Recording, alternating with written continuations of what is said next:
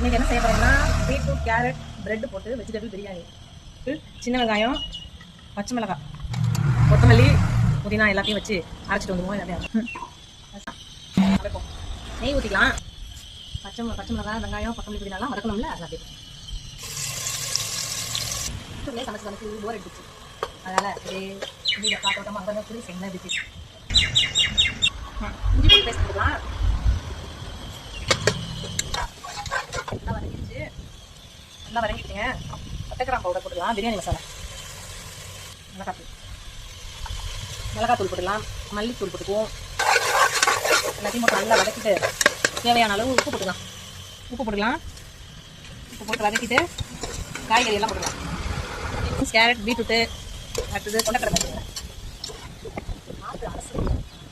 ஊற வச்சு வேக வச்ச கொண்டக்கடலை ஒரு 5 நிமிஷம் மூடி வச்சிரு. கலர் பாருங்க, செம்ம டேஸ்ட்டாக இருக்குல்ல. கலர்லாம் பாருங்க, ரெட்டிஷாக இருக்குது, செம்மையாக இருக்குது.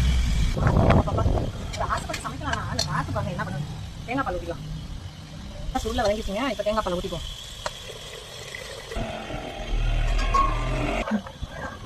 உப்பு காரலாம் பார்த்தோம்னா எல்லாமே கரெக்டாக. உப்பு கொஞ்சம் கம்மியாக இருக்குது, போட்டலாம். லாஸ்ட்டாக பிரெட்டையும் போட்டலாம். கட் பண்ணி பிரெட் டோஸ்ட் பண்ணிடுவோம். Beetroot bread veg biryani. Beetroot bread veg biryani சண்டை அது ஸ்கூல்ல இருந்து பெரிய பீட்ரூட் வெஜ் பிரியாணி சொல்லிட்டாங்க. பீட்ரூட் பிரெட் போட்டு தண்ணி வச்சுட்டு பாருங்க.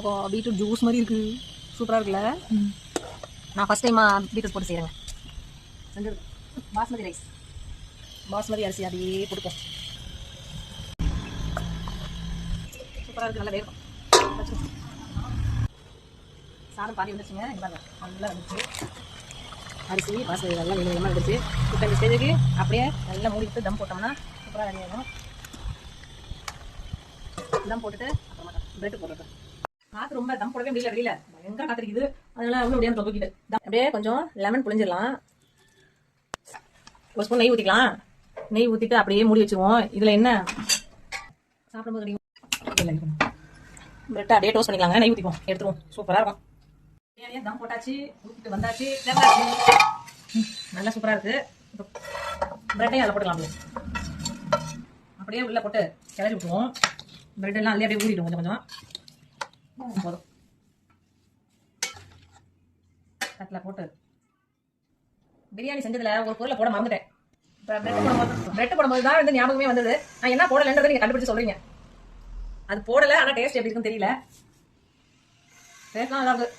ஆனால் ஒன்றே போடலை.